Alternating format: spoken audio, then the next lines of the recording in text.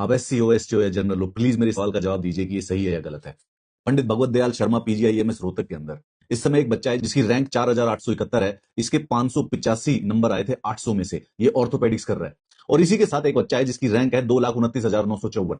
इसके 4 नंबर आए हैं 800 में से, और ये भी ऑर्थोपेडिक्स कर रहा है, यानी हड्डियों का डॉक्टर बनेगा। इन दोनों के बीच में 581 नंबर का डिफरेंस है, कम से कम नहीं तो 2,24,000 रैंक का डिफरेंस है। और ये दोनों के दोनों इकट्ठे डॉक्टर बनेंगे। 800 में से 585 नंबर लाने के लिए इस लड़के ने 5 साल तक एमबीबीएस में दिन रात पढ़ाई की होगी, और नीट पीजी की तैयारी के लिए एकदम दिन रात इसने जाग जाग के पढ़ाई करी होगी। और दूसरा ये लड़का है जिसके 800 में से 4 नंबर आए हैं। मैं और आप जिन्होंने जिंदगी में मेडिकल की किताबें भी ना देखी हूं, हम भी अगर इस एग्जाम में बैठ जाते तो हमारे 4 से ज्यादा नंबर आ जाते। ये एमबीबीएस करने के बाद 4 नंबर लेके आया है। आप मुझे बताइए ये किस प्रकार का सोशल जस्टिस है, ये किस प्रकार की रिजर्वेशन है, ये किस प्रकार का अन्याय है। ये आदमी कल को डॉक्टर बन के बेसिकली जब समाज में बैठेगा तो ये किसका नुकसान नहीं करेगा? क्या ये जनरल कैटेगरी का सही इलाज करेगा? क्या ये एससी एससी का नुकसान नहीं करेगा? क्या ये ग्रामीण क्षेत्र में जाके लोगों को नहीं मारेगा? क्या ये एसटी लोगों का इलाज नहीं करेगा? जिस आदमी को 4 नंबर 800 में से आ रहे हैं एमबीबीएस के 5 साल के बाद, उस आदमी को अगर हम हड्डियों का डॉक्टर बनने दे रहे हैं अपने देश में, तो ये कोई सोशल जस्टिस थोड़ी ना होता है। ये तो देश के लिए, देश के साथ अन्याय है।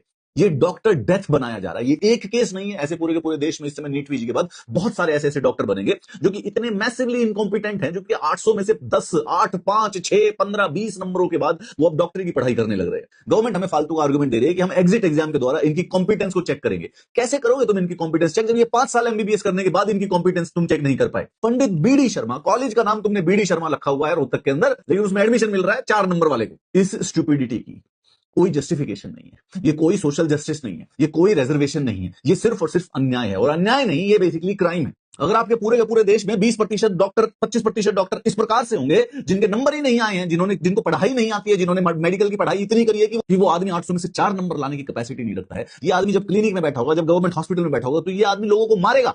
ये डॉक्टर डेथ है।